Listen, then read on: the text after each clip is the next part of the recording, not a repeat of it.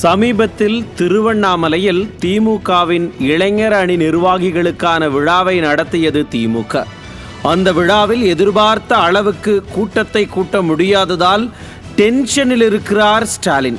அதே சமயத்தில் அந்த விழாவில் திமுகவின் துணை பொதுச் செயலாளர் என்ற முறையிலோ மகளிர் அணி பொறுப்பாளர் என்ற முறையிலோ கனிமொழி கலந்து கொள்ளவே இல்லை. இதனாலேயே மகளிர் அணியைச் சேர்ந்தவர்கள் ஏதாவது உள்ளடி வேலை பார்த்துத்தான் இந்த விழாவை ஃபெயிலியராக்கி விட்டார்களோ என்று ஆழ்ந்து சிந்தித்துக் கொண்டிருக்கிறாராம் ஸ்டாலின். இதையெல்லாம் நீங்கள் எப்படி யூகிக்கிறீர்கள் என்றுதானே கேட்கிறீர்கள். உங்கள் எண்ணம் புரிகிறது. திருவண்ணாமலையில் நடந்த திமுக இளைஞரணி விழா முடிந்த கையோடு உடனடியாக மேற்கு மண்டலத்தில் கனிமொழி தலைமையில் மகளிர் அணி விழா நடக்கப் போவதாக அறிவிப்பு வெளியாகி இருக்கிறது.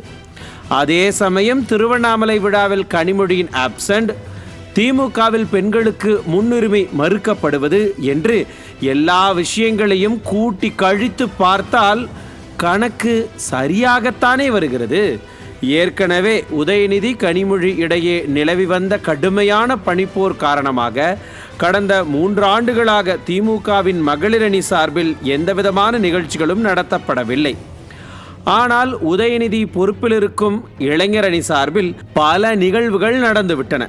ஆனால் அத்தனை நிகழ்வுகளிலும் பல்வேறு சொதப்பல்கள்தான். நிலைமை இப்படி இருக்க மகளிர் அணியில் இருக்கும் பெண்களுக்கு பொறுப்புகளோ அங்கீகாரமோ எதுவுமே இல்லை என்பதால் அதனை சரிகட்ட மேற்கு மண்டலத்தில் இப்படி ஒரு விழா எடுக்க வேண்டும் என்று பிளான் செய்திருக்கிறார் ஸ்டாலின்.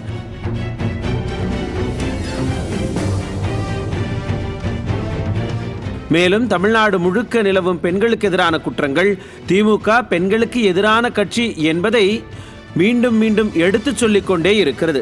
இதையெல்லாம் சரிக்கட்ட வேண்டுமானால் இப்படி ஏதாவது நாடகம் போட்டே ஆக வேண்டும் என்ற கங்கணம் கட்டி கொண்டிருக்கிறார் ஸ்டாலின். அதே சமயத்தில் இளைஞரணி மாநாடு தோல்வியை சரிகட்ட மகளிரணி மாநாடு நடத்தி அதிலாவது கூட்டத்தை எப்படியாவது காட்டிவிட முடியுமா என்று கணக்கு போட்டுத்தான் இப்படியான விழா அறிவிப்பே வெளியாகி இருக்கிறது. இவற்றையெல்லாம் வைத்து பார்க்கும்போது திமுகவின் உட்கட்சிக்குள் உதயநிதி வெர்சஸ் கனிமொழி என்ற பனிப்போர் இப்போது வெளிப்படையான போராகவே வெளியே தெரிய தொடங்கிவிட்டதா? உதயநிதி கனிமொழி மோதலால் தவிக்கிறாரா ஸ்டாலின்? திமுகவுக்குள் மீண்டும் தலை தூக்குகிறதா உதயநிதி கனிமொழி பனிப்போர் என்பன போன்ற பல்வேறு கேள்விகளுக்கு விடை தேடுகிறது இன்றைய நியூஸ் ஜே உரிமைக்குரல் நிகழ்ச்சி.